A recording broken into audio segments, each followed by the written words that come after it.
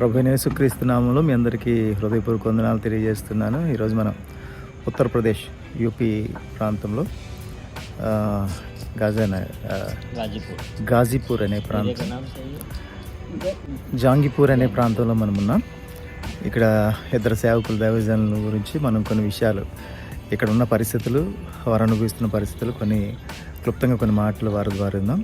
CRPF Maharashtra incharge Solomon Das గారు ఉన్నారు, అలాగే విజయ్ కుమార్ గారు వారు కూడా మనతో ఉన్నారు.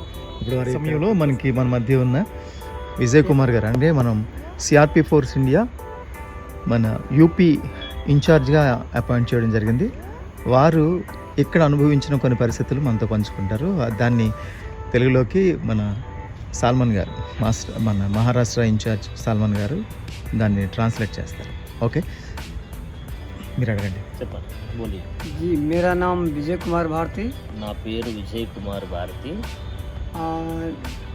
जिला डिस्ट्रिक्ट గాజీపూర్ జిల్లా, स्टेट यूपी, ఉత్తరప్రదేశ్ స్టేట్. अस्थाई जंगीपुर। ఉండేటటువంటి స్థలము జంగీపూర్. मैं यहाँ 2012 से सेवा में हूँ। 2012వ సంవత్సరం నుంచి నేను ఇక్కడ పరిచయం చేస్తున్నాను. पहली साल मैं चर्च चला रहा था, उसी समय 2015 में 2015వ సంవత్సరం నేను పరిచయలో ఉన్నప్పుడు प्रशासन आई, పోలీసు వాళ్ళు వచ్చారు. मुझे कुछ गालियाँ बकिया కొన్ని బూత్ మాటలు తిట్టారు. और बोला धर्म परिवर्तन करा रहे हैं, నువ్వు మత మార్పిడి చేస్తున్నావు అని చెప్పేసి బెదిరించారు. फिर इसके बाद मैंने बोला कि ऐसा कुछ नहीं है. మా తరపు నుంచి మేము మాట్లాడింది, అయ్యా మేము ఎట్లాంటి మత మార్పిడి చేయట్లేదు అన్నాను. तो फिर लोगों से उन्होंने पूछा, ప్రజలను కూడా వాళ్ళు అడిగారు. इसके बाद जांच किया, అన్ని విషయాల్లో వాళ్ళు పరీక్ష చేశారు. उन लोग के साथ हिंदू वाहिनी के लोग भी थे.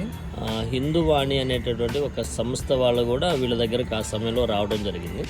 और इसके बाद वो लोग दबाव डाल रहे थे వాళ్ళు చాలా ఒత్తిడి చేశారు. और पत्रकार भी बुलाए थे. అందులో ఒక అతను ప్రెస్ అతను కూడా, పేపర్ విలేకరు కూడా పిలిచారు. और फोटो वगैरह भी लिए. అతను మాట్లాడిన తర్వాత ఫోటో కూడా తీసుకోవడం జరిగింది. उसके बाद छोड़ दिए, వదిలిపెట్టేశారు. फिर इसके बाद नाइट प्रेयर हो रहा था. ఒక రోజున రాత్రి ప్రార్థన జరుగుతున్నప్పుడు उस समय 10 बजे కనీసం ఇంచుమించు రాత్రి 10 గంటలకు आई पुलिस, मुझे पकड़ करके लेकर के चले गई. పోలీసు వాళ్ళు వచ్చి ఆ సమయంలో పాస్టర్ గారు విజయ్ కుమార్ గారిని తీసుకుని పోలీస్ స్టేషన్ వెళ్ళడం జరిగింది. और कुछ मेरा सामान भी लेकर के चला ఆ गया. సమయంలో కొన్ని సామాన్లు కూడా ఏవైతే ఉన్నాయో చర్చికి సంబంధించిన సామాన్లు తీసుకెళ్ళిపోయారు. इसके बाद उन्होंने पूछने लगा, आपका परमिशन और रजिस्ट्रेशन है? నువ్వు ఇక్కడ చర్చి నడిపించడానికి నీ దగ్గర పర్మిషను ప్లస్ రెండోదిగా చర్చి రిజిస్ట్రేషన్ ఉందా అని అడిగారు. तो मैंने दिखाया, ఆ సమయంలో రిజిస్ట్రేషన్ చూపించారు. फिर भी नहीं छोड़ा. చూపించినా కానీ వాళ్ళు రిజిస్ట్రేషన్ చూసి కూడా వదిలిపెట్టలేదు. पूरी रात भर मुझे बंद किया. రాత్రి అంతా కూడా జైల్లోనే ఉంచారు. सुबह फिर इसके बाद गवाह पर मुझे छोड़ा गया. సాక్షులు వచ్చేసేసి పొద్దున్న టైంలో వీళ్ళను ఈ పాస్టర్ గారిని విడిపించడం జరిగింది. फिर उसके बाद తర్వాత तीसरी बार पुलिस आई.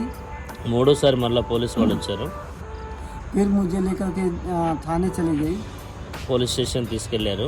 और वहाँ पर मुझसे लिखवाया पड़वाया ఆ సమయంలో రాపించారు వీరి చేత, कि अब यहाँ पर चर्च नहीं चलाना है. నేను ఇంకెప్పుడు ఇక్కడ చర్చి నడిపించను मैंने बोला कि नहीं, मैं चलाऊँगा. అని వాళ్ళు పేపర్ రాపించాలనుకున్నారు. కానీ పాస్టర్ గారు చెప్పారు, నేను ఇక్కడే చర్చి నడిపిస్తాను, ఆరాధన జరిగిస్తానని చెప్పారు. तो फिर उन्होंने मुझे डरवाया और धमकाया. వాళ్ళు బెదిరించారు, భయపెట్టారు. और इसके बाद आकर के रूम मेरा खाली करवा दिया सामान सहित. తర్వాత వాళ్ళ మాట ఒప్పుకోనందుకు వారు బలవంతంగా ఇంటికి వచ్చేసి రూమ్ ఖాళీ చేయించడం జరిగింది. उस समय क्वार्टर मालिक के ऊपर भी दबाव डाले. ఎవరైతే స్థలం ఇచ్చారో రూమ్ ఉండటానికి ఆ యొక్క యజమానుడి పైన కూడా, రూమ్ యజమానుడి పైన కూడా ఒత్తిడి తీసుకొచ్చారు వీళ్ళని ఖాళీ చెప్పేయాలని. और वो भी मेरे खिलाफ गवाही दिया। ఆ సమయంలో పోలీసు వాళ్ళ ఒత్తిడి తట్టుకోలేక రూమ్ యజమాని కూడా ఈయనకు వ్యతిరేకంగా మత మార్పిడి చేస్తున్నాడు అన్నట్లుగా సాక్ష్యం చెప్పాడు. कि मैं जबरदस्ती मेरे रूम में ये धर्म परिवर्तन कराते हैं। అంత మాత్రమే కాకుండా నా ఇంట్లో కూడా వీళ్ళు బలవంతంగా ఉంటూ వీళ్ళు మత మార్పిడి చేస్తున్నారని చెప్పాడు. कितनी बार कहा लेकिन ये रूम मेरा छोड़ते नहीं है। ఆ సమయంలో యజమానుడు ఆ యొక్క రూమ్ యజమానుడు అన్నాడు, నేను చాలాసార్లు చెప్పాను ఇతనికి రూమ్ ఖాళీ చేయమని, కానీ నన్ను కూడా నా రూమ్ కూడా ఈయన వదిలిపెట్టట్లేదు, ఖాళీ చేసి వెళ్ళట్లేదు అని చెప్పాడు. फिर इसके बाद 1 महीने तक मेरा चर्च बंद रहा। ఆ సమయంలో 1 నెల రోజుల వరకు పాస్టర్ గారి చర్చి మూతబడిపోయింది. फिर मैंने उसी के बगल में रूम लेकर के ఆ సమయంలో ఆ పక్కనే ఒక రూమ్ అద్దెకు తీసుకోవడం కూడా జరిగింది. फिर मैं चर्च चलाने लगा। ఆ సమయంలో ఆరాధన జరిగిస్తూ ఉన్నాము ఆ స్థలంలో. फिर वो रूम नहीं सही था तो फिर दूसरा जगह मैंने 4 साल तक सेवा किया। ఆ రూము సరిలేదు అందుకని చెప్పేసి వేరే దగ్గర తీసుకుని అందులో 4 సంవత్సరాల వరకు ఆరాధన జరిగించారు. उस समय भी वहाँ पर उस 4 साल के बीच में ఆ 4 సంవత్సరాల మధ్యలో पुलिस आई। फिर नाइट प्रार्थना चल रहा था। మళ్ళా పోలీసు వాళ్ళు వచ్చారు. రాత్రి ప్రార్థన జరుగుతూ ఉన్నప్పుడు फिर मुझे बहुत डराया धमकाया। చాలా భయపెట్టారు, బెదిరించారు. यहाँ तक कि गोड़ पैर तोड़ने की धमकी दिया। గోడ్ पैर ఓకే కాళ్ళు ఎరగొడతామని చెప్పేసి బెదిరించారు. और बंद करने के लिए बोला। ఒకవేళ నువ్వు కనుక ప్రార్థన ఆఫ్ చేయకపోతే నువ్వు కాళ్ళు ఎరగొడతామని చెప్పి బెదిరించారు. इसके बाद फिर नहीं मैं चलाता रहा। फिर इसके बाद चली गई। వాళ్ళు ఆరాధన జరిగిస్తాను వీళ్ళు ఆరాధన జరిగిస్తూ ఉండగా వాళ్ళు వెళ్ళిపోయారు. फिर इसके बाद क्रिसमस के भी समय पुलिस आई थी। క్రిస్మస్ సమయంలో కూడా పోలీసు వాళ్ళు రావడం और జరిగింది. हिंदू आने वाले ने హిందూ వాణి వాళ్ళు కూడా రావడం జరిగింది. उस समय भी जब पूछा तो मैंने अपना दिखाया रजिस्ट्रेशन का कागज। రిజిస్ట్రేషన్ పేపర్లన్నీ కూడా ఆ సమయంలో చూపించారు. फिर इसके बाद नहीं कुछ बोला। ఆ తర్వాత వాళ్ళు ఏం చెప్పలేదు. फिर इसके बाद हिंदू RSS के लोगों ने दबाव दिया थाने पर। పోలీస్ స్టేషన్లో అది కొంత సమయం తర్వాత పోలీస్ స్టేషన్లో హిందూ వాణి వాళ్ళు తర్వాత ఆర్ఎస్ఎస్ వాళ్ళు వీళ్ళిద్దరూ కలిసి ఒత్తిడి వేశారు పోలీసు వాళ్ళ మీద. वो फिर आकर के रात में मेरे रूम पर 10:30 बजे छापा मारा। అలా వాళ్ళు చేయటం ద్వారా ఒత్తిడి తీసుకురావడం ద్వారా పోలీసు వాళ్ళు వచ్చేసేసి వీళ్ళు చెకింగ్ చేయడం ప్రారంభించారు. मुझे पकड़ने के लिए రాత్రి సడన్గా వచ్చి ఈయన పట్టుకోవాలని చూశారు, खोज रही थी। ఎతికారు. उस समय प्रभु का धन्यवाद हो कि मैं रूम पर नहीं था। దేవునికి స్తుతి మహిమ ఏంటంటే ఆ సమయంలో ఈయన లేరు ఇంటికాడ. पर रूम में छानबीन किया।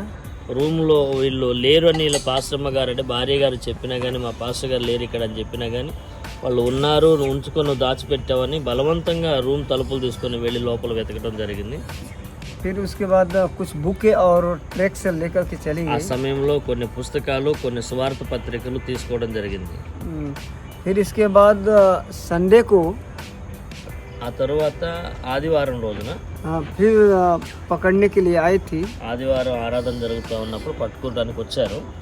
पर उस समय आधा घंटे पहले मुझे पता चला तो मैं वहाँ से निकल गया।